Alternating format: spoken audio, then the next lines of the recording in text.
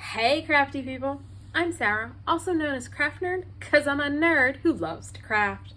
Over the years I've dabbled in most types of crafting, although for the past decade or so I've been doing primarily card making and mixed media art. I've recently embarked on a junk journaling journey that I hope you'll join me on.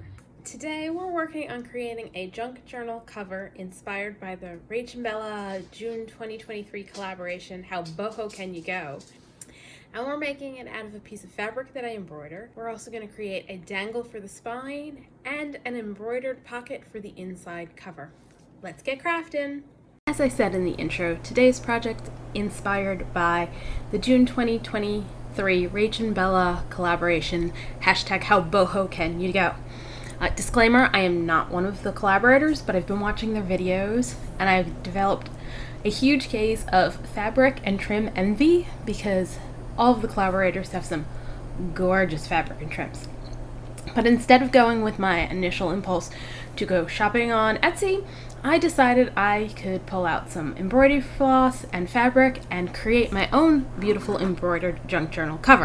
I scrolled around on Pinterest to get some pattern ideas and borrowed a little bit here and a little bit there, and I did watch some YouTube embroidery videos because I know some basic stitches like French knot, back stitch, straight stitch, chain stitch, lazy daisy, satin stitch, stuff like that. You know, a whole bunch of stitches from my start in crafting was with cross stitch, so I know basic stitching. And then I went online and found a few new stitches to me, like these stitches here, which is essentially like a variation on a French knot. You just keep wrapping the thread around the needle, and these stitches. And so I will put a link down below to some of the videos I watched for some ideas on some different stitches. And pretty much all I did was I sat there and I looked at some stuff on Pinterest and on YouTube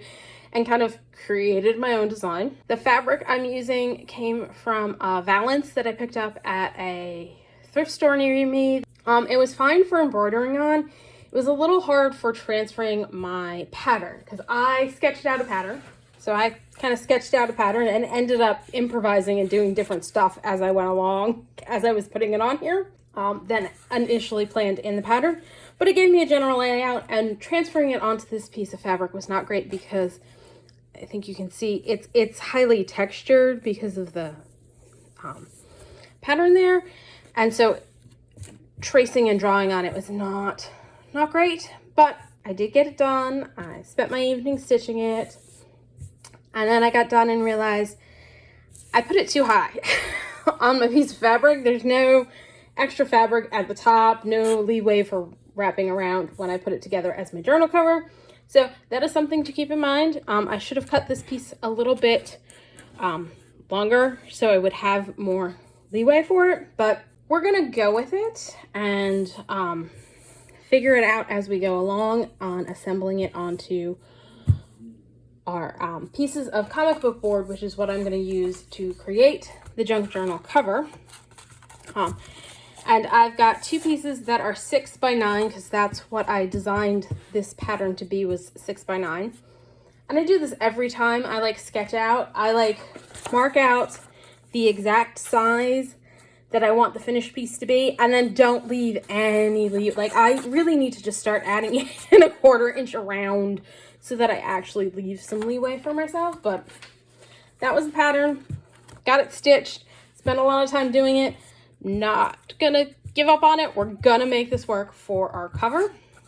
And then I went with a 1.5 inch spine, so it should be just long enough to fit everything and leave a little gap between the front and back cover and the spine, because you need that so that your book will actually open and close and work properly. And I'm just going to, because I don't know how well the comic book board would go through a sewing machine, and quite frankly my sewing machine skills aren't good enough that I'm going to risk this, and I really don't have any space at the top to sew this on. I'm just gonna go ahead and glue it on, and I'm gonna start with the front piece and then we'll glue the rest of it on, and I'm gonna use Fabri-Tac. And I'm going to use one of my little silicone spatula makeup brush things to spread it out so it's nice and thin, so that we hopefully don't have any seeping too badly through our fabric, because it is kind of thin. So fingers crossed this is gonna work. All right, and I'm gonna use my fabric tack and my little plastic or silicone spatula thingy, try and smooth things out so that we hopefully don't have any lines of glue seepage. And we're gonna go slowly and a little bit at a time, starting with the very top, because this is probably gonna be a little fiddly to get it on since I did not leave myself enough extra room.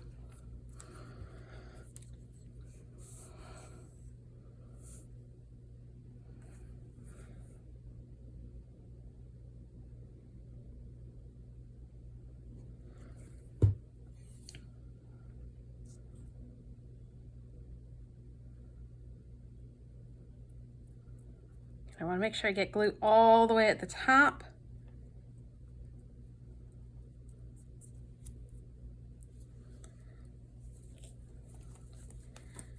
Make sure, because I also went all the way over on that side, that I have everything positioned right.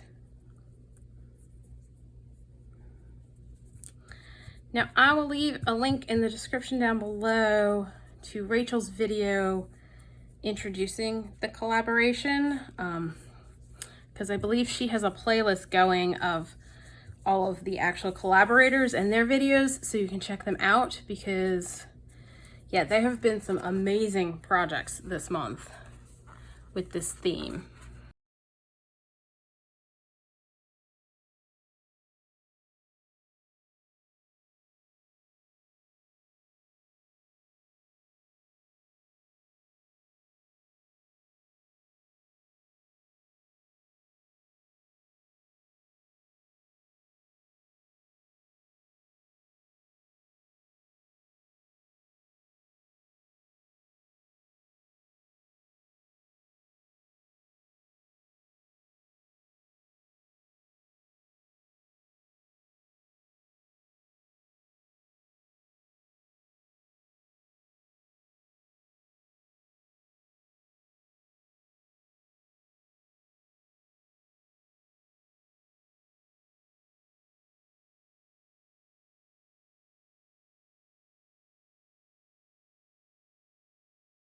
All right, so there we go. I've got it on, and I'm just double checking to make sure my edges are secure. Now I think for this edge, am I on screen? Yes. I'm gonna wrap this edge around, but I'm gonna leave the top and the bottom, like I'm gonna trim down so that we've got the little frayed bits at the top and bottom, because, well, pretty much I don't have much choice on the top. So I figured the bottom should look the same. And I did manage to keep most of the embroidery on the top cover piece. So now I'm just gonna go ahead and glue on the pieces for the back cover and the spine, and I'm gonna do it pretty much the same way I did the front cover. And I'm gonna leave about a 1/4 inch gap between the front cover and the spine. I'm gonna try and make sure everything lines up right, and hopefully the fabric will cooperate. So yeah, I'm gonna go ahead and do that, and then I'll come back. All right, so I've got the back and the spine in, and what I'm gonna do is I'm gonna go around and make sure I've got all my edges glued down good, like the spine edge apparently not down all the way.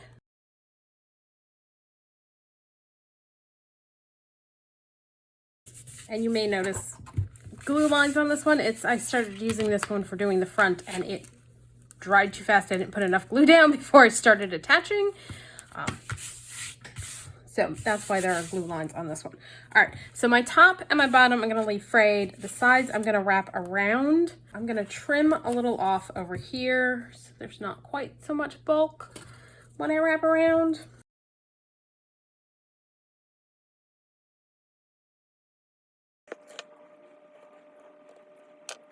Trying to be all nice and neat and use the silicone spatula thingy to keep my fingers clean, and it's just easier to use your fingers sometimes.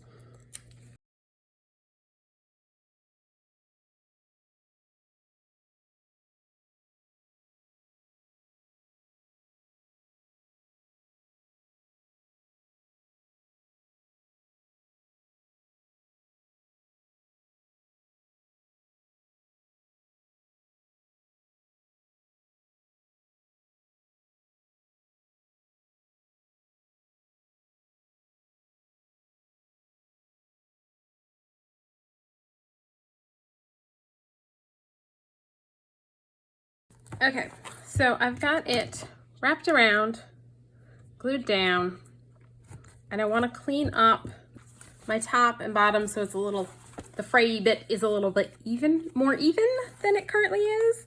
But I think for that, I am going to use a ruler and a rotary tool because I think that's going to work better than trying to hand cut it and trying to get it to be remotely straight.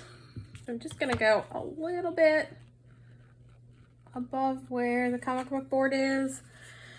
And I'm going to use my little Fiskar rotary blade. I think I'm probably going to go a little extra up just because I can't add back on.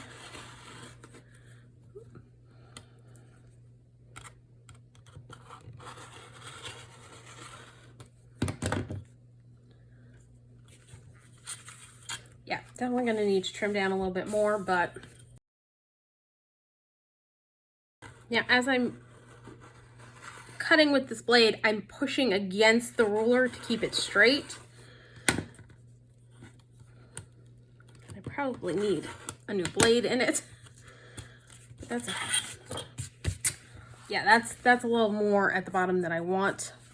I want it as close to the comic book board as I can get it so it matches the top. So I will do that again in a minute, but here at least I have a guide for where I want it to be. I'm like, am I even on screen? Based on the shortest amount. So I can trim off this little wonky bit here.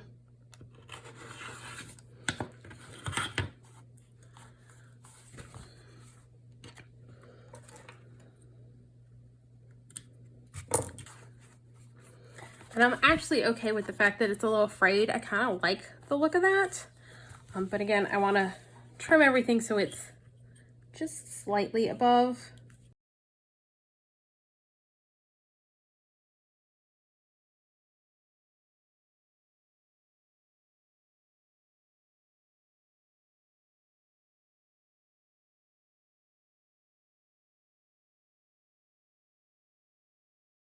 Okay, there is the cover. Okay, so it took me a long while to make a decision on what I was going to do on the inside of the cover.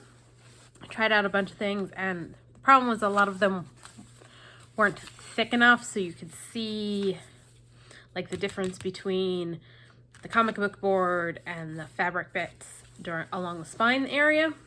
So I finally settled on this piece of fabric that I got from a local thrift store, and I've trimmed it mostly down to size, and what I'm going to do is I think use my pinking shears to trim it all off so it fits precisely.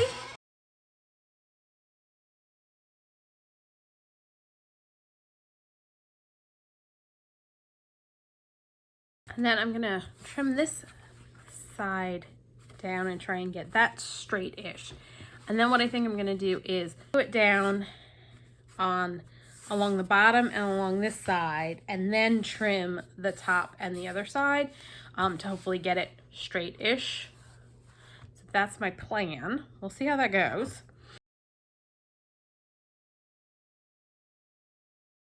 And I'm going to use fabric tack for this.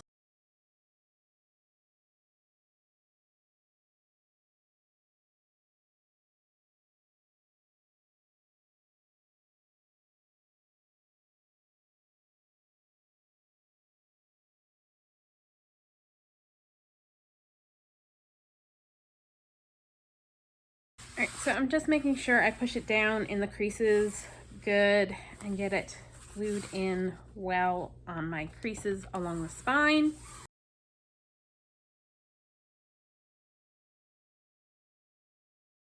And then what I'm just gonna do is trim off any excess.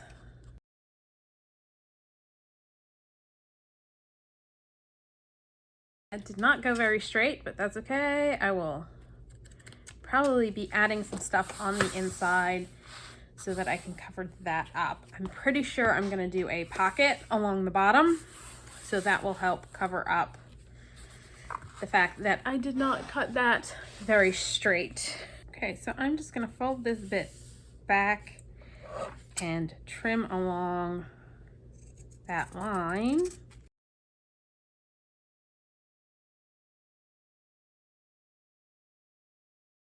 Do the same across the bottom.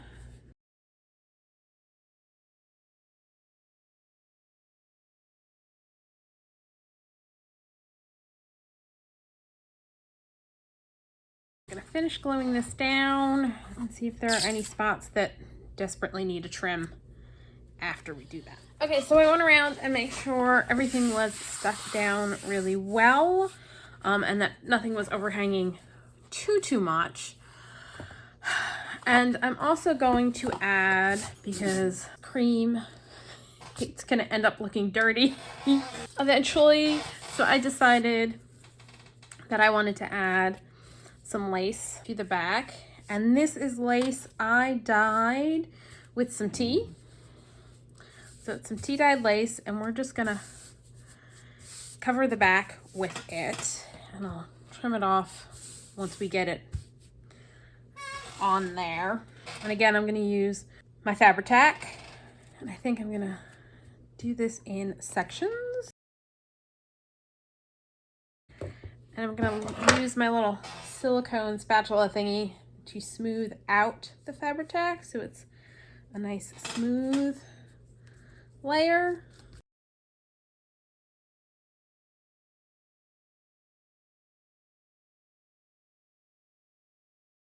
Just using the paper towel to get up any glue seepage or where there's glue in areas that have holes so that it would seep through. Okay, now I'm going to trim off the excess.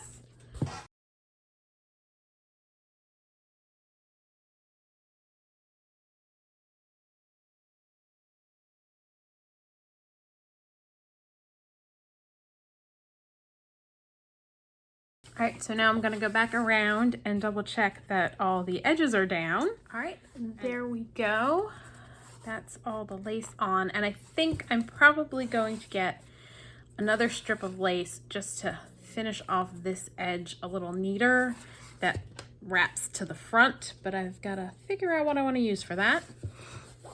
And then this is on the back, and of course, I apparently missed dyeing a spot when I dyed it with the tea, but that's okay because I am planning on putting an eyelet in right about here and having a dangle, so that will cover up the fact that that's not fully dyed. I've decided I'm going to use this ribbon along here, but I don't want to leave it white, so I am going to take some Peacock Feathers Distress ink and color it.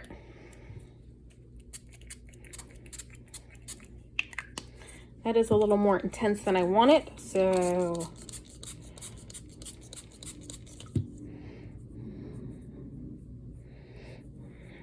you can also do this with distress ink pads if you don't have the sprays, and just smush some onto your mat, wet it, and run your ribbon through it.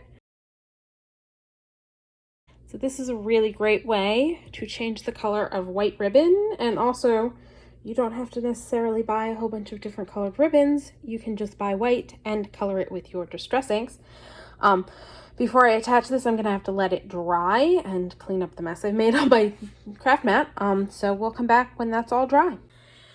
So while the ribbon is drying, I'm gonna work on the dangles that I'm gonna have hanging off. I am using, this is Beadalon nylon coated stainless steel bead stringing wire. You can use whatever you have in your stash. I, for a while there, did a lot of jewelry making, so I have a lot of wires and such from that, and so I'm trying to use that stash up. So I'm going to just use the beading wire. You can use thread, embroidery floss, regular wire if you have it, whatever you have that you want to use for stringing some beads, because that's what I'm going to do on my dangles, is actually a combination of beads. And I think I'm going to use some of the leftover strips that we cut off and include that and some other fibers, so it's going to be very eclectic dangles. And I actually picked up some beads at Michael's on sale that I definitely want to use. Now I'm not going to use this whole thing, but I really want to use this bead and maybe that one.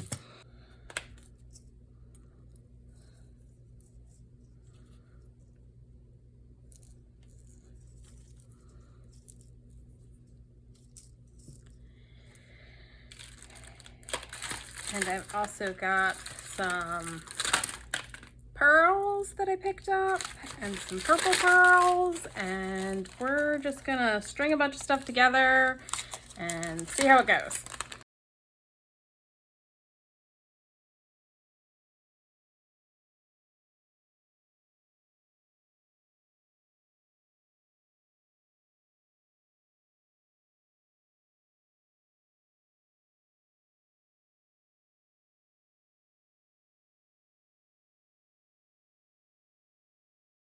See how long this dangle is. I think there's enough room that I can add a couple more and finish it off with that. Let's see what we want.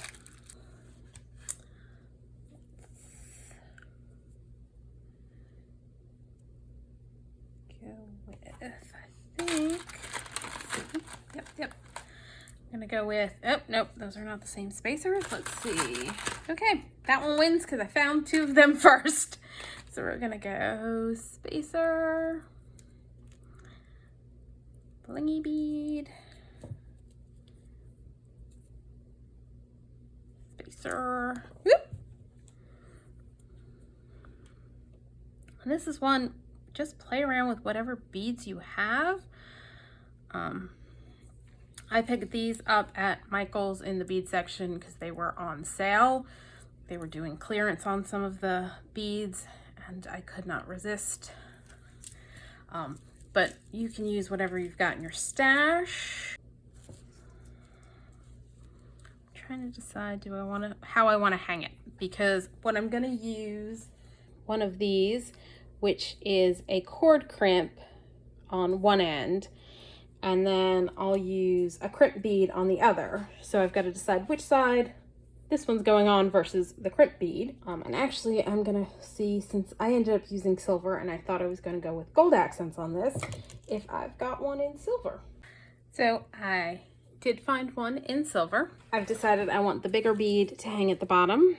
So I'm gonna show you how these guys work. So you place your cord or your wire in between the two little tabs that are sticking up,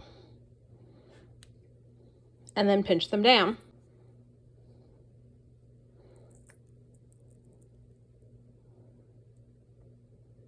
And just squeeze the sides down and hopefully keep your thing in place.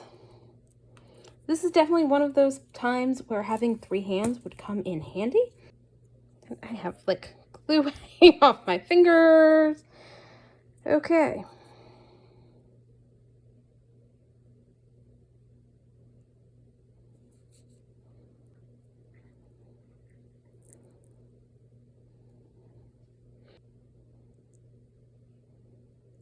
So you pinch one side down, then you pinch the other side down so that it looks like that, and it's on nice and secure. So it's on like that. And then this way you've got the little loop at the top. You can feed a jump ring through, or you can thread this onto a bulb pin. Now for this end, I'm gonna add a crimp bead. And I'm probably gonna add a smaller bead onto the end here so that I don't have this bead swallowing up the crimp bead. Here comes the fun part, is making sure we don't lose our beads while putting on the crimp bead. All right, so first I'm going to thread on the smaller bead, and then I'm going to put a crimp bead. If you're not familiar, crimp beads crimp closed. So basically what we're going to do is, so it's a little bead designed to be pinched closed. So, whoops. So should have put the crimp bead on first and then started threading this, but hindsight 2020. I probably should have cut extra wire to make this whole process easier. I'm so gonna be editing this heavily so that you don't have to see me fiddling forever with this sucker. All right. So I'm gonna hold this with one set of pliers so that it stays strung. You know, I want it not loose, so that it stays strung firmly. I'm gonna hold the wire with one set of pliers. I'm gonna take another set and grab the print bead and just squeeze. And you just squeeze it until it flattens out like that. And now when you hold it like this, everything stays on, and then I can just trim the excess off. So there we have a lovely dangle, and my ribbon is dry. So I'm gonna go ahead and glue it on. This way I can put in the hole, put in a bulb pin, test this out, and see what else I wanna add. I think I want more than just the one dangle. I want a bunch of dangles.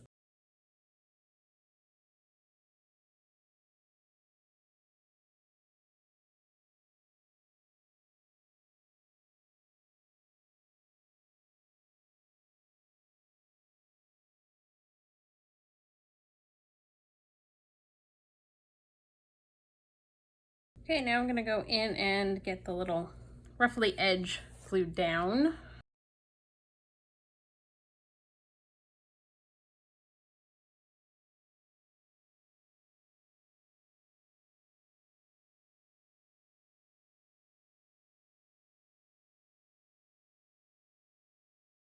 So while that is drying, I'm taking out my eyelet because I want to color it. And it's metal, and you can color metal with an alcohol-based ink. So you can either use like the Adirondack alcohol inks, or if you have a Sharpie, like colored Sharpies, you can use those. You can use alcohol ink markers. I'm gonna grab one of my Copics. So I wanna go with blue-green, so I grabbed BG15, and all I'm gonna do is take the eyelet and just color it with the marker.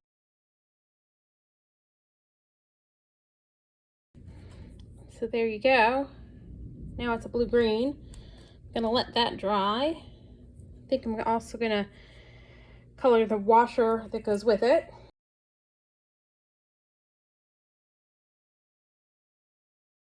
You just want to give it a second to dry fully so that it doesn't smear off when you touch it. All right, I am gonna grab my crocodile. And these use the bigger hole punch, which is 3/16.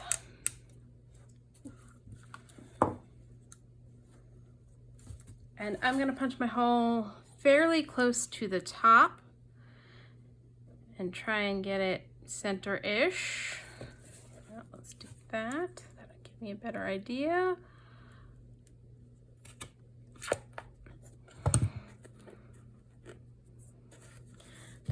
I think these are a smidge on the large size for the hole. Nope, it'll go rolling away and land on the floor. So I need my hole to be a little bit bigger. So what I'm gonna do is come in and just punch again, slightly offset from where I punched the first time, just to enlarge the hole a little bit. A lace that's getting in the way. Now it should fit through.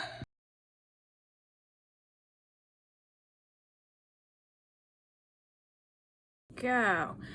And looking at now, I can see some of the metal that wasn't colored, so I'm just going to go in with my marker and do a little bit of touch up. I get out a bulb pen, and that's BULB, because they look like little light bulbs. And I just got this, I got it in a variety pack off of Amazon. And I think what I'm gonna do to make my life easier as I add more stuff is go this way. And see, because we put the little clamp with the loop on it, it can string on no problem.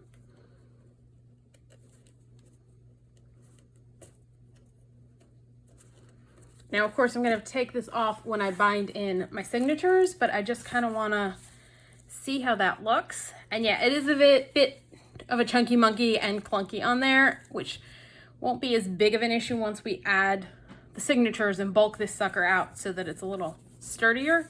But yeah, I definitely think I want to add maybe another shorter dangle and some fibers. All right, so I pulled a bunch of ribbons from my stash that I'm gonna add to our dangle. And then I wanted to do 2 more beaded bits to go with this dangle. And so I did pull some beads out of my stash to do those. All right, so I pulled out a bunch of ribbon. I have a little bit of the fabric I tore off, and I took some yarn and I tied a piece of the cut off fabric to make a little loop there. These are just some ribbons from my stash, and what I'm gonna do is I'm gonna glue them together at the top and then thread them onto the bulb pin once the glue dries.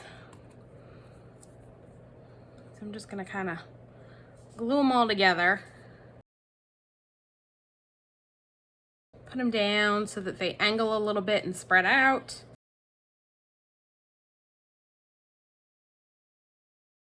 Let's go ahead and take our bulb pin out.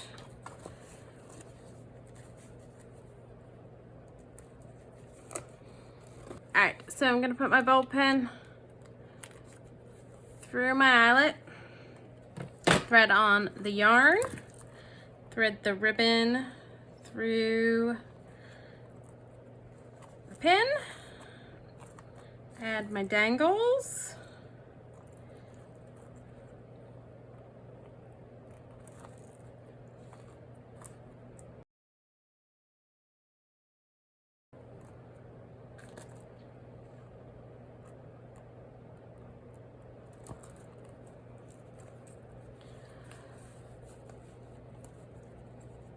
close up my pin, and there we go.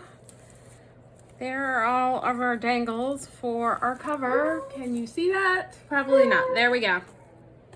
We've got dangles on our spine. So I wanted to do a pocket along the inside cover for the journal, and instead of picking something nice and easy and simple to just put on that, I decided to go far more complicated than I probably need to. So I've got this gold mesh with sparkle on it that I want to use for the pocket.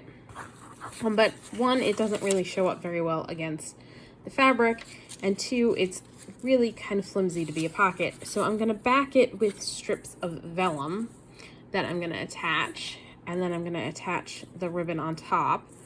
And I was originally thinking I'd go straight across, so I cut the ribbon to go straight across, and then realized I don't have any vellum long enough. So I've cut 2 pieces of vellum that are as wide as my ribbon, which is about 3 inches, and 6 inches long, so that it'll attach to the back cover piece and the front cover. And I want to embroider the lovely mesh and add some sequins and beads to it. So I'm going to start by doing a row of little flowers across the center of the ribbon. And I've already threaded my needle, which you need to, if you're going to do this, just be mindful and make sure your needle is thin enough to go through your beads. And I've already put knots in at the bottom. Now, if you're working with something like this that's mesh, you're going to have to be very careful as you are working. First tip is when you go through with your knot is don't pull very hard, because it's a holy fabric. So you got to be careful not to pull your knot all the way through.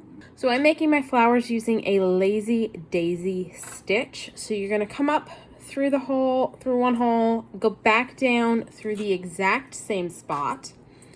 Do not pull your thread all the way through, and then you're going to just decide how big you want your petal to be and go through a hole that distance away from the original hole, you're going to push your needle through the loop of the loop of thread. So as I start pulling through, you can see the thread's got a little loop going on. By pulling your needle through, it will keep your thread from just going right out because you went through the same hole that you came up through. You went down through the same hole you came up through. And then you're just going to stitch in over the loop so that you maintain the loop.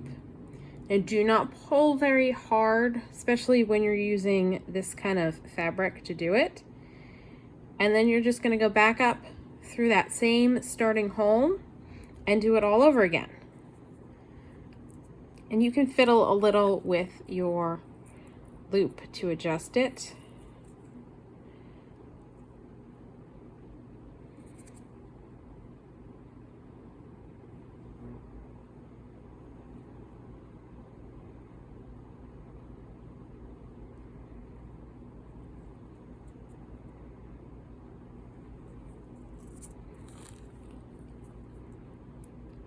Again, I came up through the same hole. I'm going back down through that same hole.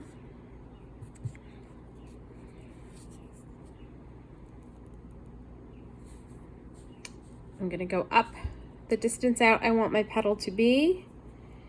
Put my needle through the middle of the two ends of the thread.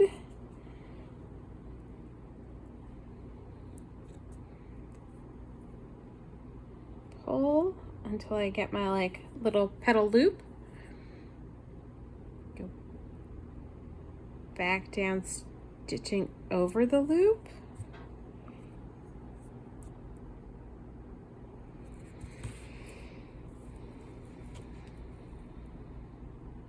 Now, of course, because I'm using a sheer fabric, you can see the stitch coming back to the center, but I'm fine with that. I think it makes for an interesting petal for this. If you were using a regular fabric, you wouldn't see the stitch in the middle. Here, let me move the needle out of the way. You wouldn't see that stitch in the middle like you do on this one. And again, just be very careful. Don't pull anything too tightly with this fabric in particular. You can pull a little snugger with a regular, like if you were doing it on muslin, or if I had done the stitching on like this fabric, you can pull a little bit tighter. With this mesh, you've got to be very careful how hard you pull, or you're gonna have it buckling up and pulling stuff out. Kind of trying to eyeball my petals about the same size. I didn't do such a great job on the first one. I've got one big loop and the rest seem to be about the same size.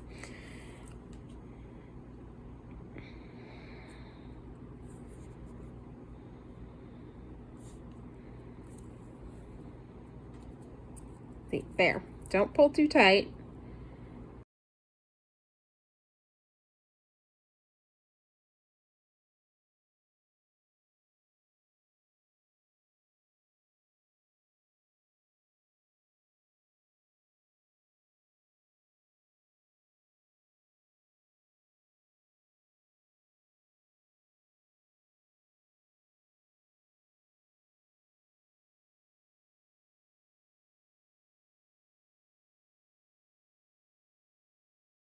Then I am going to come up through the center again.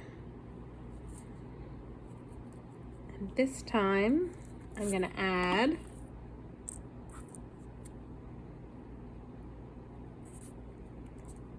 a sequin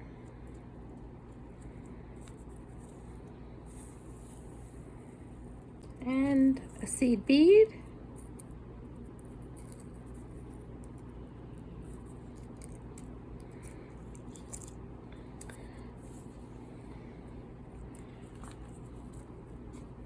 Now I will go back down through the sequin, but not through the bead. So I'm going to go through the sequin but not the bead, because otherwise everything will just come off.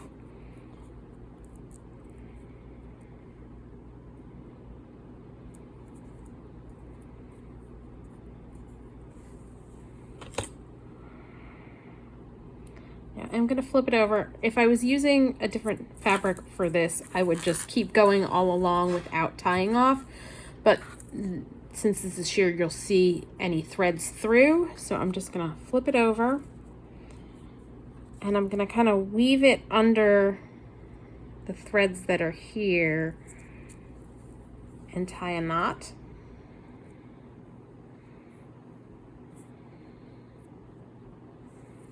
And just tie one more.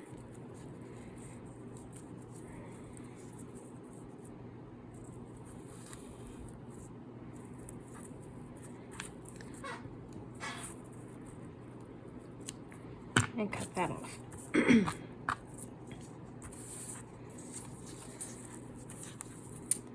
And so there we go, we've got another flower.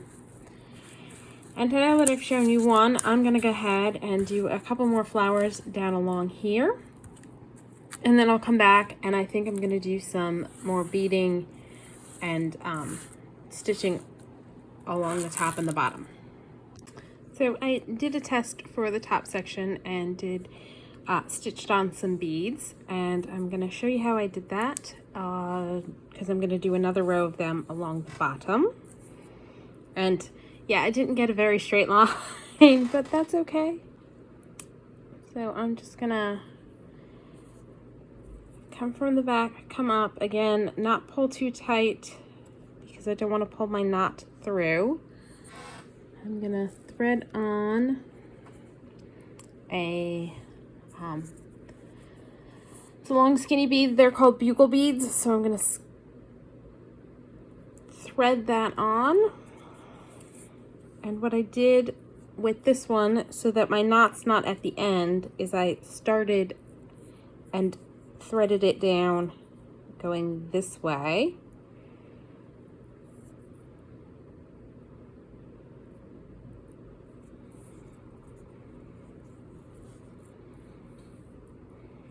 And then came back up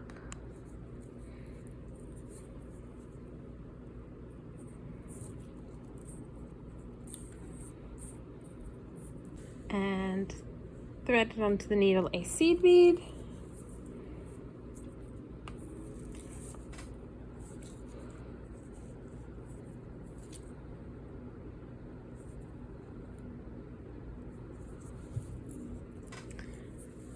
And then went back through because I didn't come up exactly in the right spot, but that's right. I can fix that. And then just continued along, threading, alternating between bugle and seed beads. Thread that on.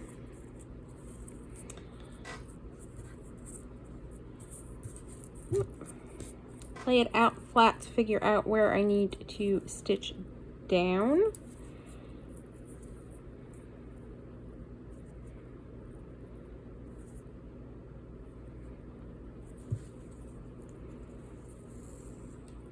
Pretty much just come back up one spot over and do a seed bead. So thread a seed bead onto the needle and then go back down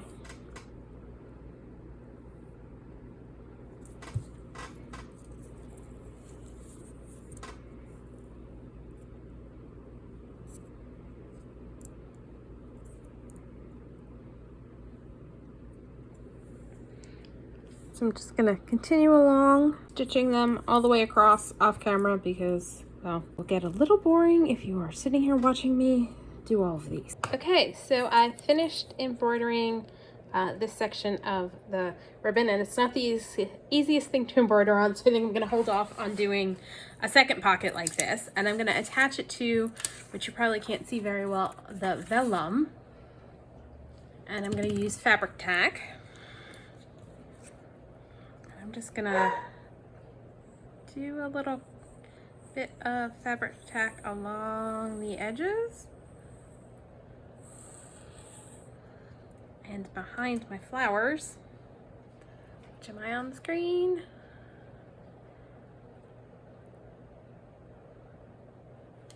And let's add, whoop, not glue the bottle to the vellum.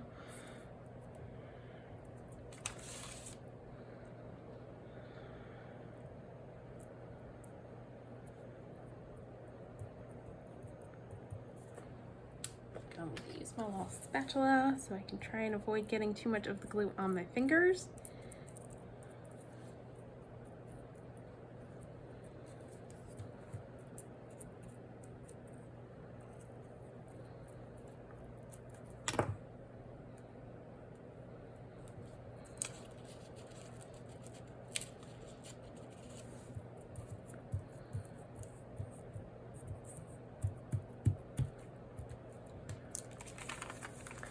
And I'm going to trim off the excess on the sides.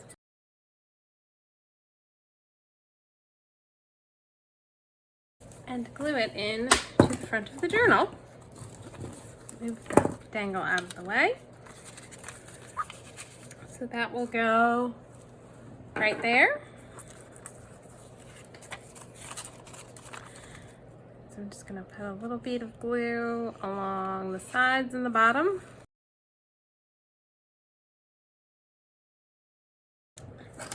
And there we go. There's our beaded pocket. So I'll be able to put stuff in there. I'm just gonna leave it dry before I try doing that. That's all for today. If you enjoyed this video, please do all the things that lets YouTube know you enjoyed the video. Like, subscribe, hit the notification bell, leave me a comment down below. Thanks for joining me, and happy crafting.